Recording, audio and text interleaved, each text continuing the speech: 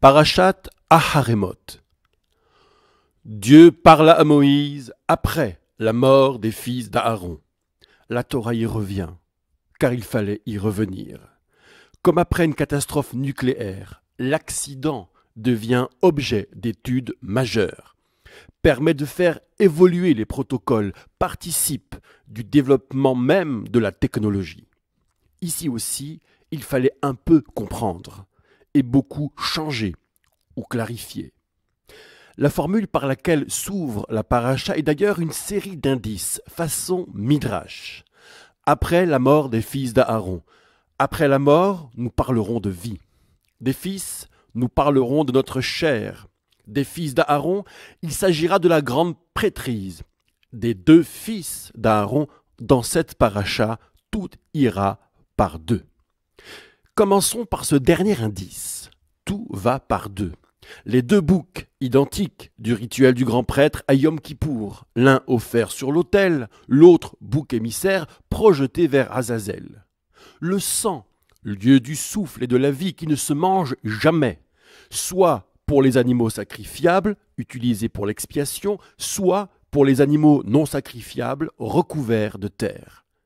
Et enfin, dernier tandem, le début et la fin, diamétralement opposés. Le début de la paracha, c'est, on l'a dit, le rituel du grand prêtre à Yom Kippour. Dans ce rituel s'entremêlent trois fils, trois expiations, celle du prêtre et de sa caste, celle du peuple, celle du lieu. Et oui, il faut nettoyer le temple des impuretés qui, malgré les règles en vigueur, auraient pu séjourner. Pour ce moment de la besogne, nulle présence. Le grand prêtre opère seul. Réhabiliter le temple année après année, c'est expier l'expiatoire. Et ainsi, le temple jouera son rôle. Et ainsi, la présence peut continuer, Hashochen itam betortum otam, malgré les impuretés. Et ainsi, le peuple, par l'annuelle rémission, peut vivre.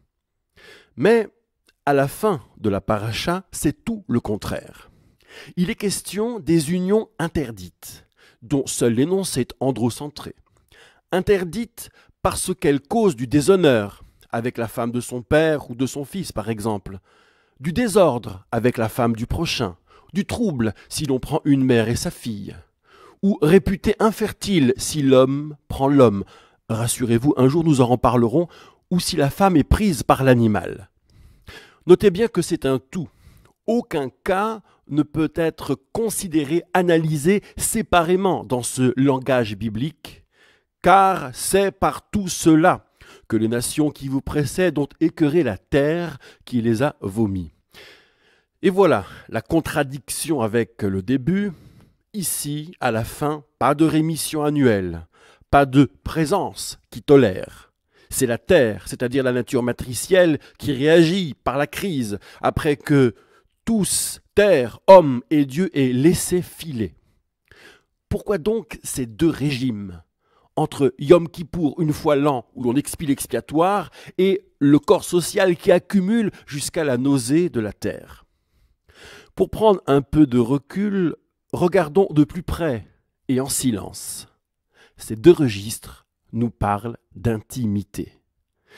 Avec Dieu dans le Saint des Saints, pas comme les fils d'Aaron qui voulaient tout voir et n'importe quand, n'importe comment, mais une fois l'an. Et encore, l'arche, le lieu d'où sort la voix, le témoignage, est inaccessible au regard, voilé par la fumée de l'encensoir. Autrement dit, entre l'homme et la présence, l'intimité ne peut aller à son terme. Ontologie oblige. À la fin de la paracha, il est aussi question d'intimité, non plus de l'homme avec Dieu, mais du corps-esprit au corps-esprit. Ceux-là peuvent-ils fusionner? Oui. La chair unique qu'ils peuvent devenir ensemble en témoigne. La progéniture en serait moins le but que le témoin. Il y a donc témoignage à la condition que cette fusion ne soit pas contrariée, troublée et soit techniquement rendue possible. Or, si on a bien relevé, la relation de l'homme à Dieu et la relation entre corps-esprit ne peuvent pas obéir aux mêmes règles, sous un même régime. Pourquoi ? Parce qu'il y a ce qui est sacrifiable et sacrifié, et qu'il y a ce qui est non sacrifiable ou non sacrifié. Prenez la loi sur le sang des animaux. Le sacrifiable, son sang est projeté sur l'autel pour expiation. Le non sacrifiable, son sang est couvert. Et toujours un seul objectif, on ne mange pas la vie.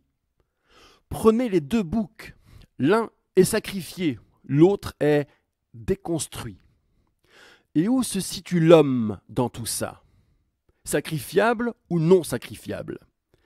Eh bien, il appartient irrémédiablement à l'ensemble des non sacrifiables et des non sacrifiés. C'est la révolution née ou mise en évidence après la mort des fils d'Aaron.